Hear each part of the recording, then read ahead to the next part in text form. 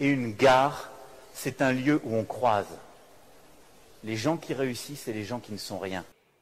Je crois qu'on est clairement sur la vidéo la plus importante de ma chaîne.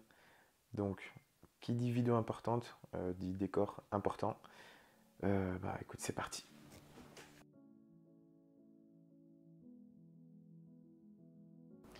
Je suis pas vraiment d'accord avec ce qu'il a dit, le président, à cette conférence-là, où je sais plus ce que c'était, un événement.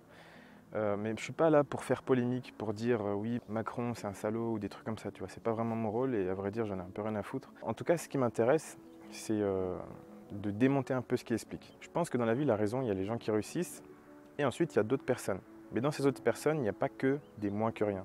Il y a ceux qui n'ont pas envie de réussir ou, enfin, tu vois, leur vie, elle leur suffit comme elle est, ils n'ont pas besoin de plus. Il y a ceux qui ont renoncé, qui ont abandonné et ensuite, il y a ceux qui essayent de réussir, qui ont envie de réussir mais qui n'y arrivent pas, tu vois, ils ne savent pas trop comment s'y prendre. Que tu es abandonné ou que tu souhaites rien avoir de plus, si tu veux, c'est pas grave. Parce que à partir du moment où tu es heureux et que tu te sens épanoui, au final, tu vois, qu'est-ce que tu veux d'autre? En revanche, si jamais tu essayes de réussir et que tu n'y arrives pas, et là, c'est grave. Parce que ce qui se passe, c'est que tu as un objectif et tu essayes de l'atteindre. Mais tu n'y arrives pas forcément et ça peut frustrer.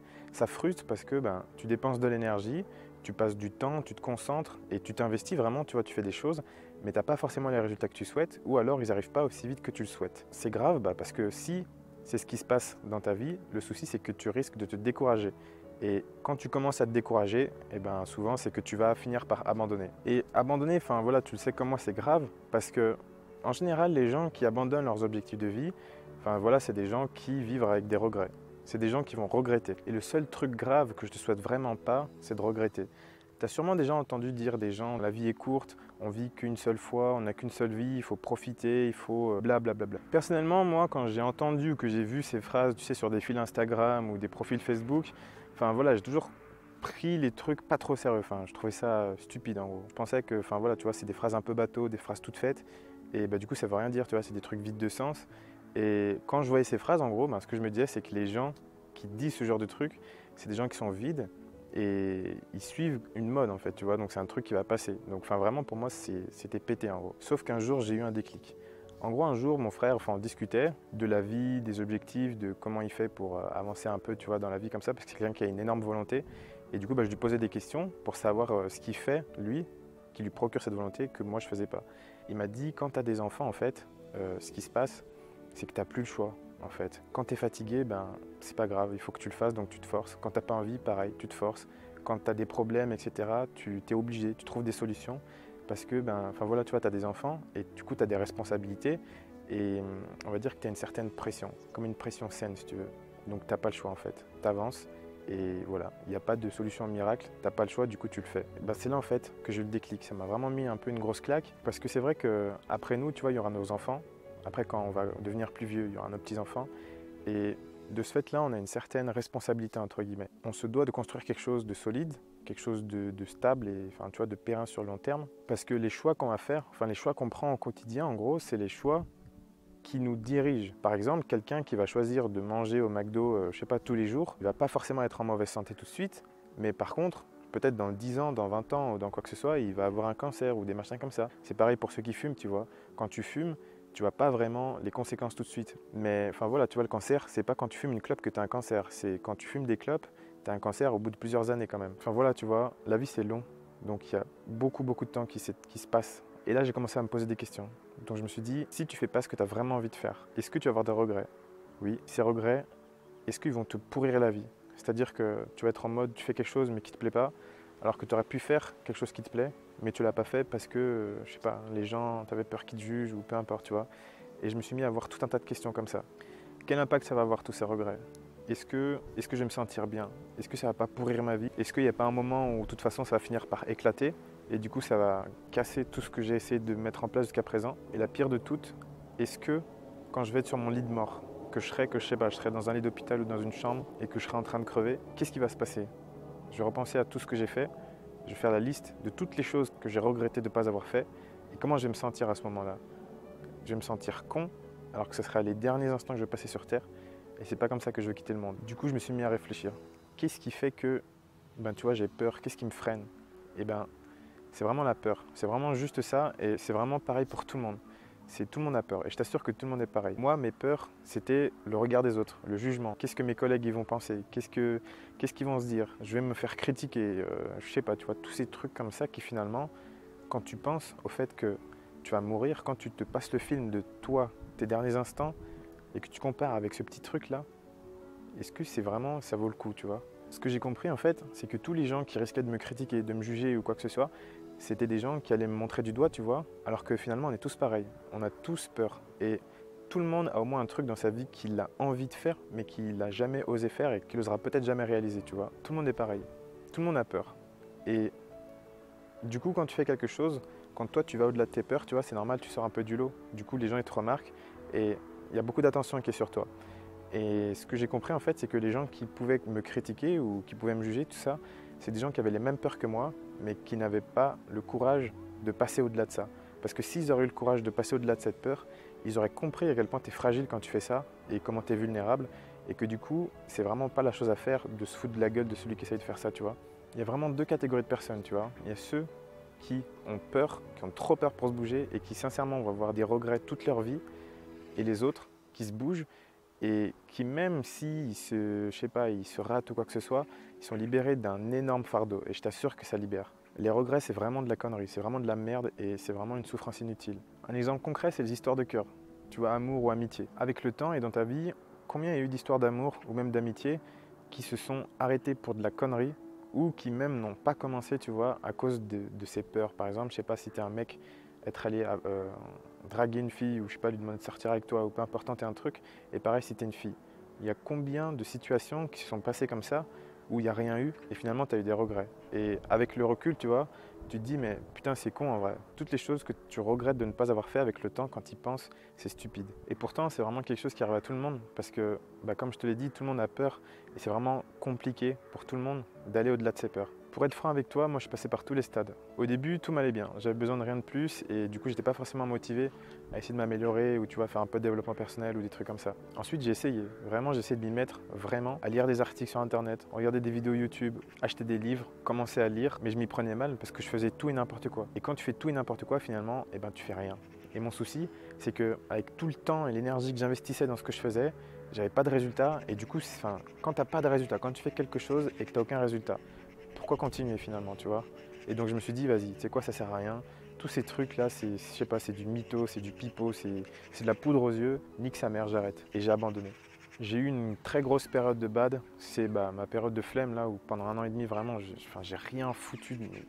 C'était vraiment, j'étais le plus improductif du monde. Jusqu'au jour où, je sais même pas pourquoi. Tu vois, j'avais quand même si j'avais abandonné mon truc, j'avais quand même gardé ce désir-là, cette envie, tu vois, de changer en fait, vraiment de changer de vie, mais vraiment changer de vie parce que j'ai envie de tout changer, tu vois. Comme je t'ai expliqué dans une de mes vidéos, j'avais acheté un bouquin, enfin j'avais acheté plein de bouquins sur Amazon, sauf que je les avais jamais lus. Et en repensant à tout ça, avec la discussion que j'avais eue avec mon frère et en comprenant que finalement, c'est pas que j'avais pas envie de changer, mais c'est juste que j'avais peur, tu vois, j'avais peur de ce que les gens allaient penser parce que justement j'avais peur qu'ils me jugent. Et donc dès que j'ai eu ce déclic-là, je me suis mis à vraiment retravailler dans ce sens-là, sauf que j'ai changé de stratégie. Et en gros là, ce que je faisais, c'est que je faisais juste de lire des livres.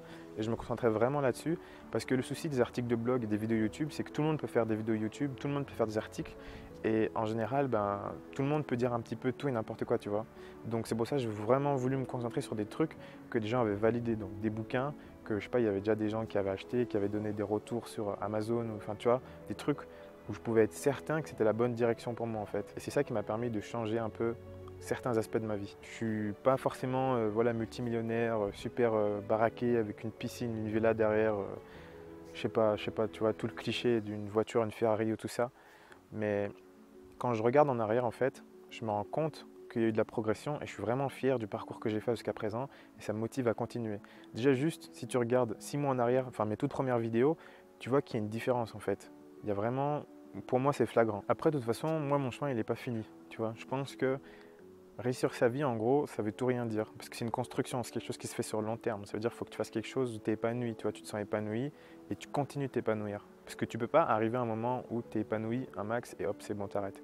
c'est quelque chose qui se fait sur le long terme, mais il faut commencer. Si tu ne commences pas, tu n'atteindras jamais, tu goûteras jamais à tout ça, sauf si ta vie te plaît déjà.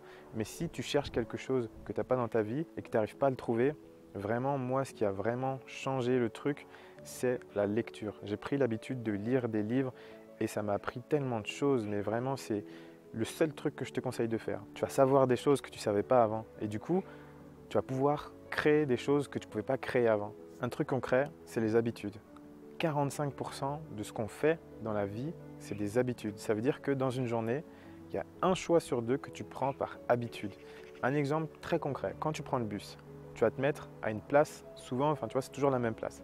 Parce que ce n'est pas la place que tu aimes, mais c'est la place à laquelle tu as l'habitude d'être assis ou assise. Quand tu vas au travail, quand tu vas à l'école, tu prends un chemin parce que c'est une habitude. Tu es même capable de le prendre en lisant ton téléphone, en envoyant des SMS, en regardant des vidéos ou tu vois, en n'étant pas du tout concentré parce que c'est une habitude. En gros, l'habitude, ton cerveau, il se met en off et l'habitude, elle prend la relève. Donc, je ne sais pas si tu comprends vraiment le pouvoir des habitudes. Ça veut dire que là, si jamais tu prends des habitudes qui vont dans le sens de tes objectifs, eh bien, limite inconsciemment, tu vois, tu vas progresser. Progresser sans t'en rendre compte, sans forcément faire d'efforts, parce que tu auras l'habitude de faire ce qu'il faut faire pour progresser dans ce sens. Et mieux placé pour comprendre l'impact des habitudes, c'est les fumeurs et les accros au café. Ceux qui ont l'habitude de fumer leur clope à la fin de chaque repas. Par exemple, le repas du midi, eh bien hop, tu tapes une clope après ton repas. Il y a ceux aussi qui boivent beaucoup de café, tu vois. Il y a des gens qui ne peuvent pas commencer leur journée sans avoir bu leur café du matin. J'ai rien du tout contre ceux qui fument ou ceux qui boivent du café, mais ce que j'essaie de te faire comprendre, c'est qu'il faut absolument que tu prennes l'habitude de lire des livres, de non-fiction surtout. Donc moi maintenant, ce que je voudrais te demander, c'est où est-ce que tu en es? Est-ce que ta vie, elle te plaît et du coup, tu sens que tu as besoin de rien, enfin tu vois, tu es satisfait? Ou est-ce qu'au contraire, tu es quelqu'un qui s'acharne parce que voilà, tu as des envies, tu as envie, je sais pas, d'améliorer certains aspects de ta vie et malgré tout, tu as l'impression un peu de brasser de l'air, brasser du vent. Et finalement, ça te décourage un petit peu. Chaque nouvel an, il y a des gens qui se disent « je vais me mettre à courir, je vais manger mieux, je vais lire plus », enfin tu vois, tout ce genre de résolutions et qui ne les tiennent pas parce que les habitudes, c'est quelque chose de complexe. La preuve, c'est que sinon tout le monde serait beau, musclé, en couple, un mariage heureux, il n'y aurait pas de divorce, personne ne serait triste, personne râlerait, tout le monde serait content. Il n'y aurait pas d'inégalité dans le monde. Sauf qu'on le sait tous, c'est pas comme ça. Les habitudes, c'est quelque chose de complexe qui se met en place dans ta vie sans même te demander, tu vois. Et du coup, c'est vice et c'est traître. Ça fait que si tu n'es pas conscient de tes habitudes, si tu n'es pas conscient du processus pour former des habitudes, tes habitudes vont se former toutes seules d'elles-mêmes, mais ce n'est pas forcément les habitudes qui vont être intéressantes pour tes objectifs. Je pense que tu sais comme moi que le cerveau, c'est un organe extrêmement complexe. Donc quand j'ai su que les habitudes, ça représentait quasiment un choix sur deux, je me suis direct mis à m'intéresser au sujet. Et ce qui se passe, c'est qu'il y a des scientifiques qui ont fait des recherches pour comprendre précisément comment les habitudes fonctionnent, comment elles font pour se mettre en place, comment on peut faire pour éliminer les mauvaises habitudes et les remplacer par des bonnes, ou comment les transformer, les mauvaises habitudes, en bonnes habitudes. Et c'est ce que j'ai envie de t'expliquer dans mes prochaines vidéos. Donc toutes mes prochaines vidéos, elles seront focalisées sur les habitudes. On va parler beaucoup d'habitudes. Comment elles font pour se mettre en place, comment on fait pour les dégager, celles qui ne nous arrangent pas, comment on fait pour transformer les mauvaises habitudes en bonnes habitudes. Parce que si tu me suis, tu sais que dans la vie, tout est possible à condition de savoir ce qu'il faut faire, puis de le faire correctement. Et ce dicton, ça veut dire quoi? Ça veut dire qu'il faut apprendre, il faut toujours apprendre. Tu veux augmenter ta mémoire, il y a des solutions, mais il faut que tu l'apprennes. Tu veux devenir riche, il y a des solutions, il faut que tu l'apprennes. Tu vas avoir plus d'amis, tu vas avoir plus d'impact quand tu parles, tu veux créer une chaîne YouTube, peu importe tes objectifs, c'est possible. Il y a déjà des gens qui l'ont fait.